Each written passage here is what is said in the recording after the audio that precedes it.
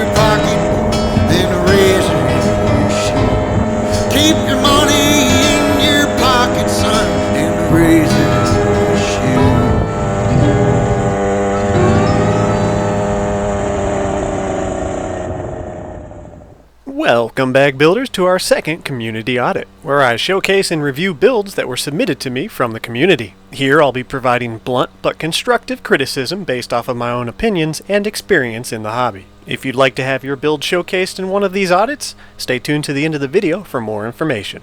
And just a reminder, I've been building these bikes for years, but I'm by no means an expert, so feel free to get a second opinion. With that out of the way, we've got a lot of builds to get through today, and some very creative ones too, so let's jump straight into it. First up on our list is Drone Pilot 260RC. Interesting thing about that is I started out as a drone channel, and I'm wondering if maybe you did the same. And a little Easter egg in case anyone's ever wondering where hover came from. Anyways, he's rocking a budget build, which will always have a special place in my heart, as that's how I got started, and most of you probably the same.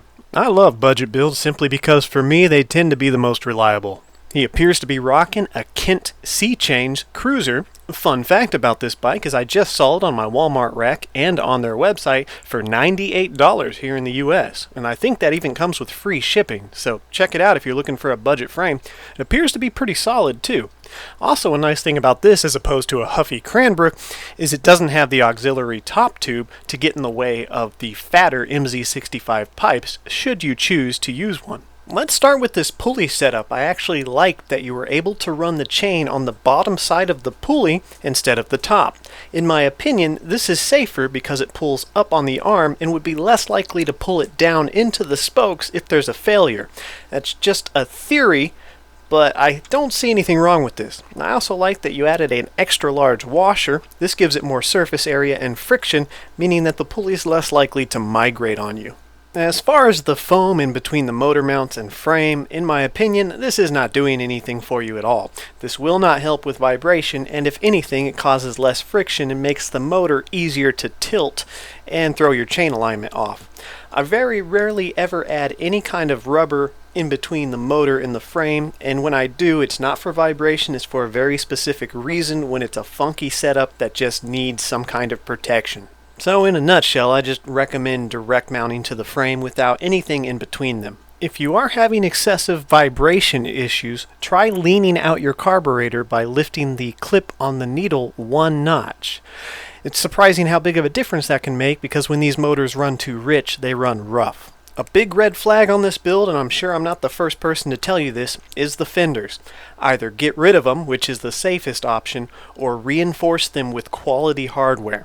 These fenders are a time bomb. They will eventually break. It's not an if, it's a when.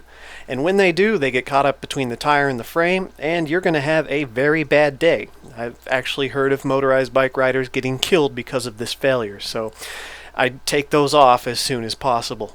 On closing, I'll make a few suggestions. Get yourself a nice flat handlebar mounted mirror. They're very convenient if you decide to use this every day.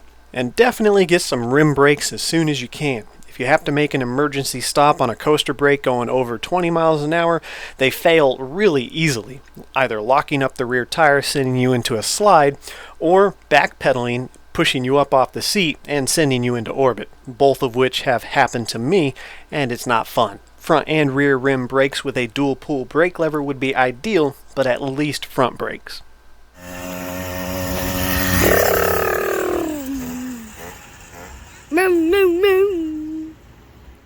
Here we have Nic Builds Stuff, not a motorized bike, but I did want to give him a quick shout out because he is attempting to put a China doll on a pit bike.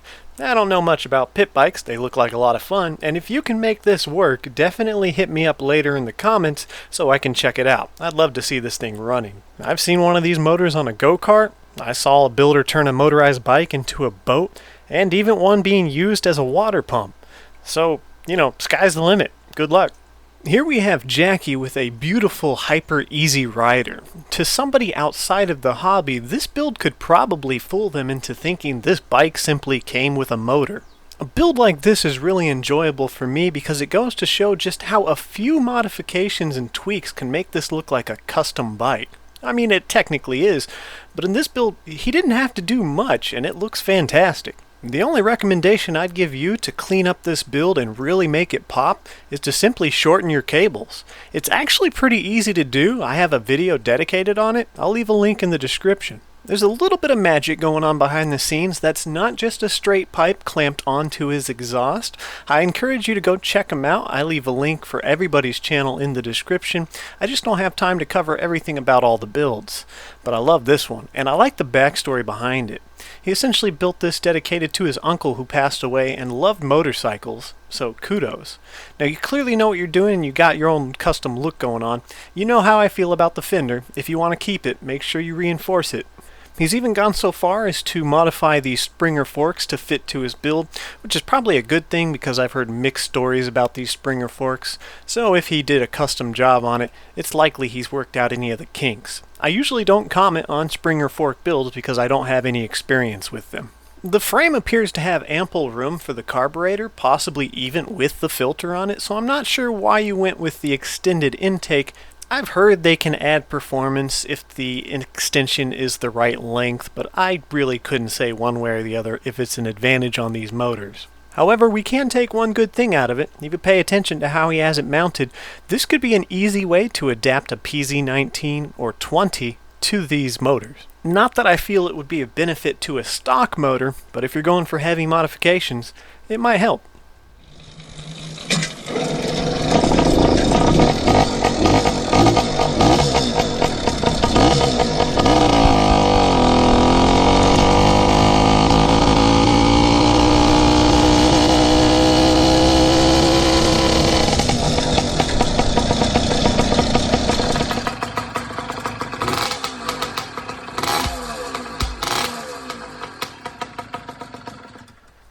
Our next submission from Bardlee here.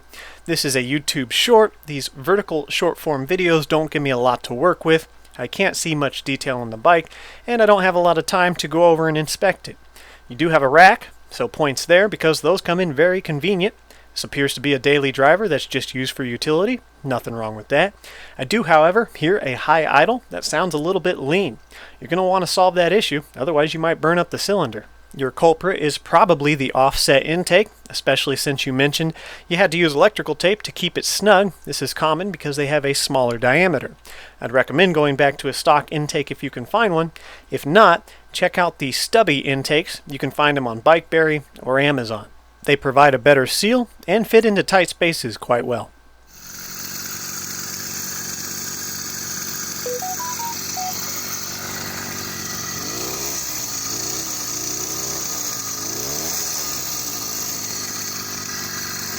And one last thing, see if you can shorten up that fuel hose so you don't get vapor trapped in it, restricting your flow.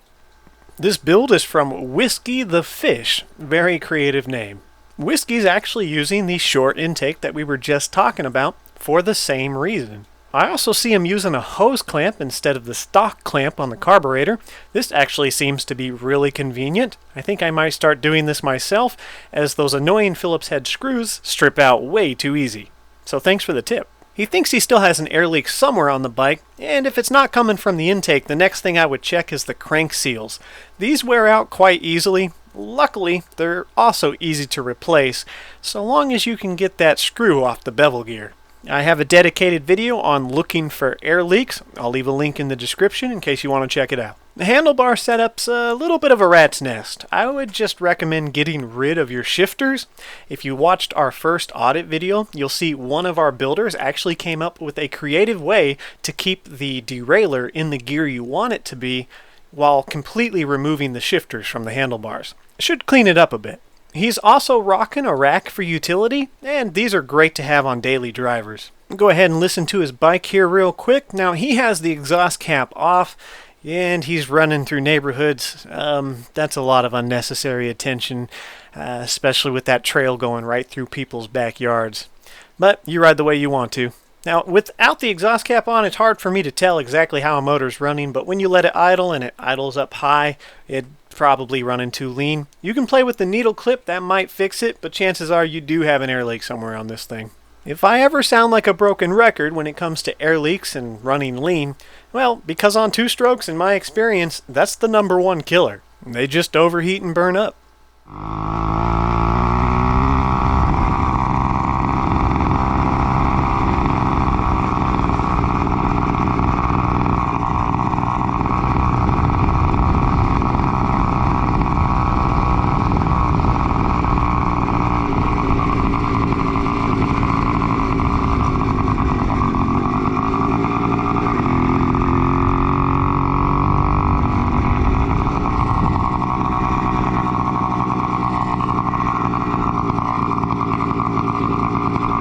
Here we have Jonathan. He's one of our electric bike gurus on the Discord server.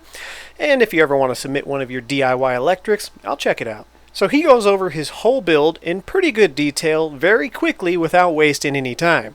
I won't be covering everything here, so I recommend checking him out because for new builders, there could be some little hidden gems in here that might come in handy. Jonathan is actually selling some custom 3D printed velocity stacks for the NT carburetor on eBay. You can find him floating around the Discord server as well. I've purchased 2 of them. I haven't had a chance to test them yet, but their build looks solid and well designed. I'm looking forward to seeing what they can do. I've had a good experience with a velocity stack in the past, and I've been wanting to test them on more bikes. Jonathan has the same opinion as I do about these cheap Fat Belly MZ65 clones, is that they actually do work, and I've had good experiences with them as well. I tested them head to head versus another pipe that is closer to the real MZ65 and found that these Fat Belly clones line up quite well with the stock port timing or very lightly modified port timing on these China dolls. The very long header on these pipes give good low-end grunt and a little bit of mid-range. They don't really do much for the top end in my experience. In short, I believe that these pipes are a practical power booster for stock or lightly modified motors. If you're not trying to push crazy RPMs, you just want more get up and go, it's a good way to go. I am, however, a little bit disappointed with this video. You managed to cover most of the important aspects of the bike in this quick session, but completely ignored the fact that you have what appears to be a pencil zip tied to your fuel hose. I must know, why the pencil? Anyways, I like the bike. It looks like a clear daily driver. One thing I would like to tell you to watch out for though, these bikes that see a lot of miles with rim brakes, the rubber will sometimes get little bits of particle embedded in it and eat away at your rims. So keep an eye on them and make sure they're not deteriorating. I had that happen to the Path Dragon after many, many miles of mostly trail riding, and the pads eventually just ate through the rims. This submission's from Carl, one of our Discord admins, a very calm and collected individual. Now this bike is a treat, and I recommend checking out his channel so you can see it in full detail. This bike is an older frame. He believes it's from the late 80s, early 90s. It's a Finnish design bike. Now he did say the name of this bike, but I'm not going to try and repronounce that.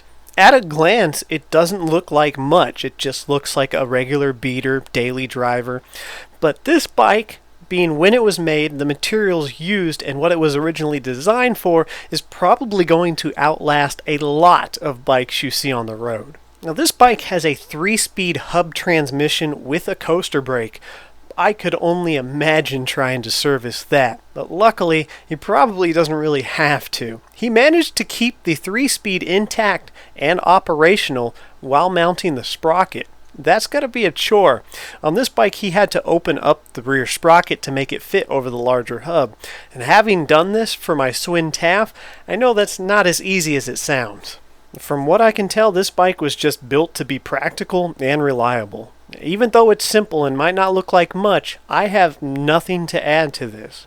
Carl, looks like you built yourself a solid little daily driver. Good job.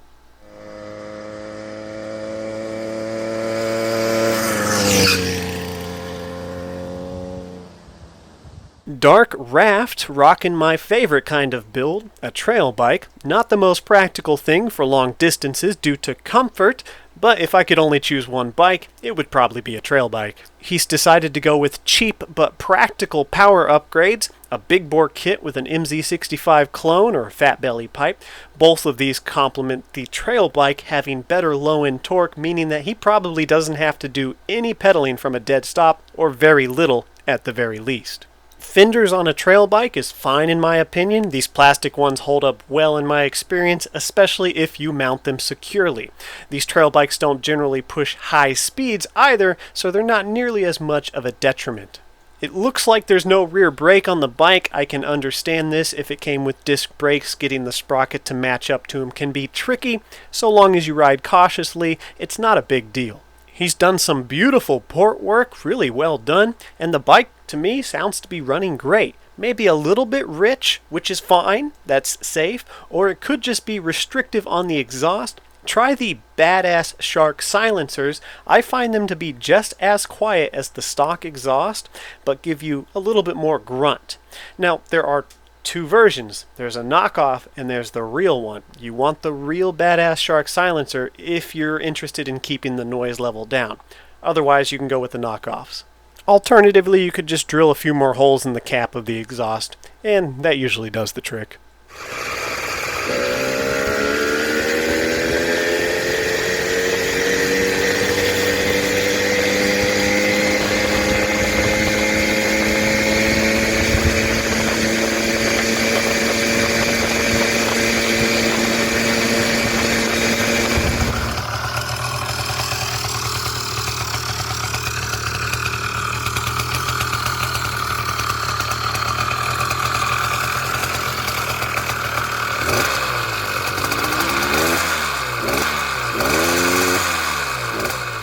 After listening to that pull one more time, it seems like it lines out pretty good once the motor gets hot. I wouldn't even worry about touching that main jet. Maybe a needle adjustment for the mid-range, but you're pretty close to spot on. If it's a little bit rich, that's great. For this next creation from Mr. Bananas, you can pause the video here if you'd like to read some of the details about issues he ran into getting this to work. Even though this isn't technically a motorized bicycle without pedals, I had to give him a spotlight because it looks like he chopped off the front end of a bicycle for convenience and then bolted together the rest of the frame without a welder, which is pretty impressive. It looks like our builder's never going to have to worry about running out of gas, and this motor, which I'm not 100% sure on, I believe he said it was one of those angle saws that's used to cut concrete or something like that. If it's outside of the motorized bike hobby, it just goes over my head. I'm going to let the rest of the video speak for itself.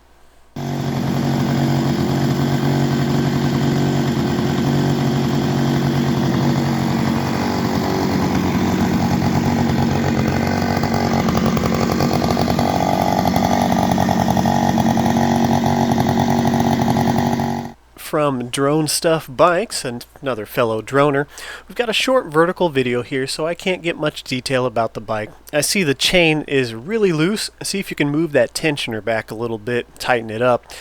And it looks like a Huffy Cranbrook, but I don't recognize that badge on the front of the bike. There was no information given, so I don't know what this frame is. If any of you guys know, let me know in the comments.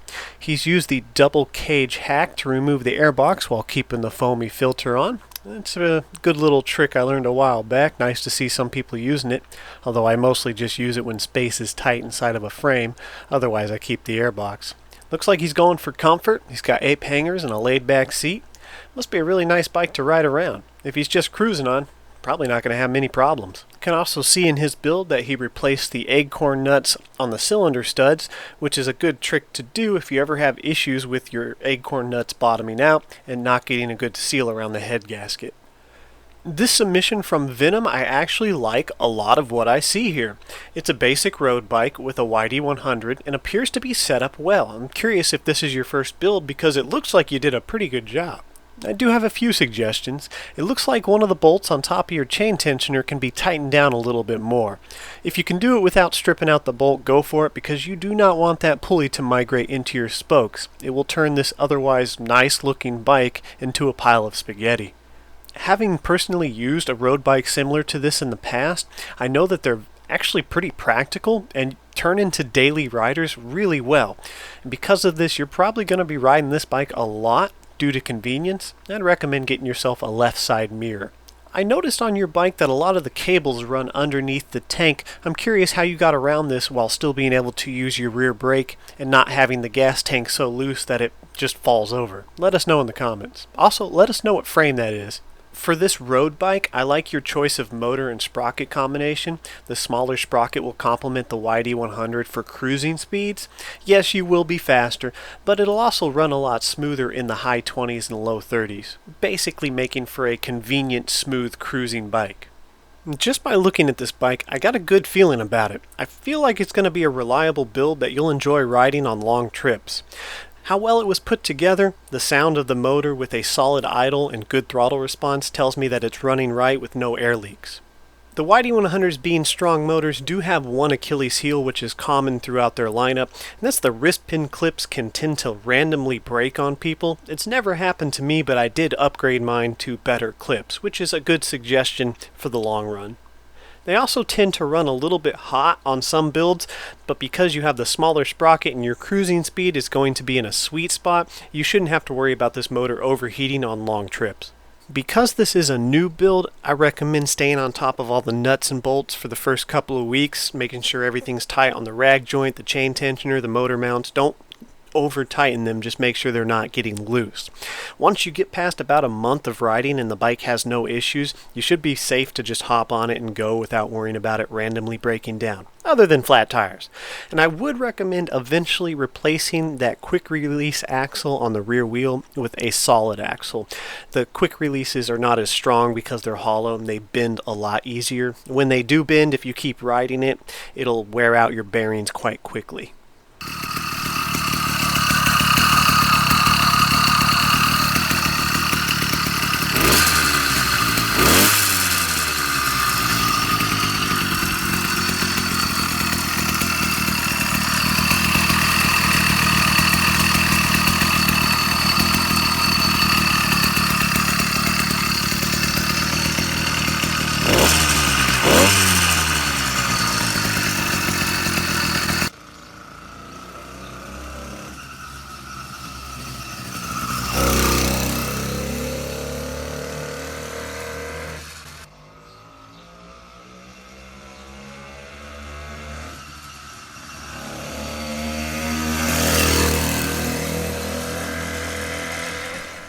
Here we have Mozez. He does a lot of custom bicycles and motorized bikes. His work is beautiful. There will be nothing here for me to criticize or add any tips. He knows what he's doing, but I do want to give him a shout out and showcase one of his builds. Now Mozez, I do have to apologize. You sent me multiple links, and when I approved them, YouTube just decided to make them invisible. I couldn't find them. So in the future, if you would like to submit again, whichever bike you wanted me to look at, feel free to do so, but just send me one link, otherwise YouTube freaks out and deletes them and I have to try and find them. So I picked one of your most popular bikes, or the one that shows up the most often. I hope that's okay. Now here is a work in progress. It's a felt faker gas bike frame with what I believe is called a Piaggio or a Pagio. I've never heard the name. I've only seen it written, so feel free to bash me in the comments about how you say it properly. These are performance built motors for racing. I believe specifically for racing. I don't know anything about them other than they're supposed to be really powerful and fast. I love the custom work you're doing on this bike. Everything looks like it was just meant to go together, and I believe he even mentions that when talking about his exhaust system. Yeah, this is going to be a beautiful bike. Feel free to resubmit one of your builds with a better walk around because I'd really like to see it in more detail. And last but definitely not least, Motorized Bike Stuff showing off his daily driver, which has a lot of miles on it and has been a solid, reliable bike. Goes to show, if you have the right riding style, you can get away with a lot. This is Machine from the Discord server. He's one of our admins. He's recently healing up from a work-related injury. I hope that's going well for you, man, so you can get back out and riding. The frame appears to be a Kent Cruiser, but I can't tell exactly what model, and the motor just looks like a basic China doll. He says it's stock with an upgraded magneto. This is the builder that actually hooked me up with a set of these high-rise handlebars. I put it on our Redemption bike, and I absolutely love these. Very comfortable and relaxed. I like the laid-back seat, adding to comfort. Unfortunately, with my crappy roads, I feel like I'd probably snap that thing in half, but I'm glad it's working for you. For our new builders, I recommend going over and checking them out. There's a lot of detail he goes over on this bike that might come in handy. He even got a lighting system to work off the motor using one of those cheap generators. It says he's running the 40-tooth sprocket. It's an in between the 36 and the 44. I'm going to have to try those out. I've had a lot of builders recommend them because they hit a real sweet spot on these cruising builds. He's running the Bafang carburetor, says he's had no issues with it whatsoever. Me, on the other hand, I've been really unlucky with 3 in a row, but I think I might know why. He rides his bike as a daily driver, uses it to go to work and come home. Because of this bike has always had fuel in it, and it's probably not sat up for a long time. With some of my bikes running the Bafang carburetors, they've sat up for months without use. The carburetor's been drained, but I think that rubber tip on the fuel inlet might dry out when the bikes are unused, which might be why mine were leaking and his isn't. So if you're running one of these Bafang carburetors, try and keep some fuel in the bowl to keep those things from drying out. That's just a theory. I have no idea if it's true. I like the little hot glue hack he's used to add friction between the frame and the tank.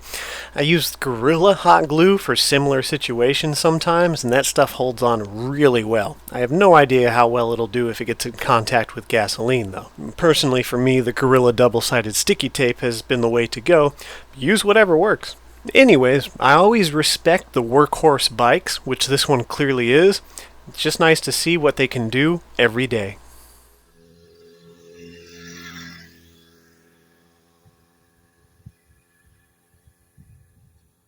Now that should have us caught up on all the submissions, but if I did miss anyone, I do apologize. Feel free to resubmit. Keep an eye on my YouTube's community post. I'll be announcing when I'm taking new submissions, along with details about what I'm looking for in these videos. Big thank you to everybody who submitted their builds. These were a lot of fun to go through, and I even learned a thing or two just from looking at what you guys came up with. A lot of creative ideas out there. I hope you guys got some useful information in today's video, or at the very least were mildly entertained. And until next time, ride safe.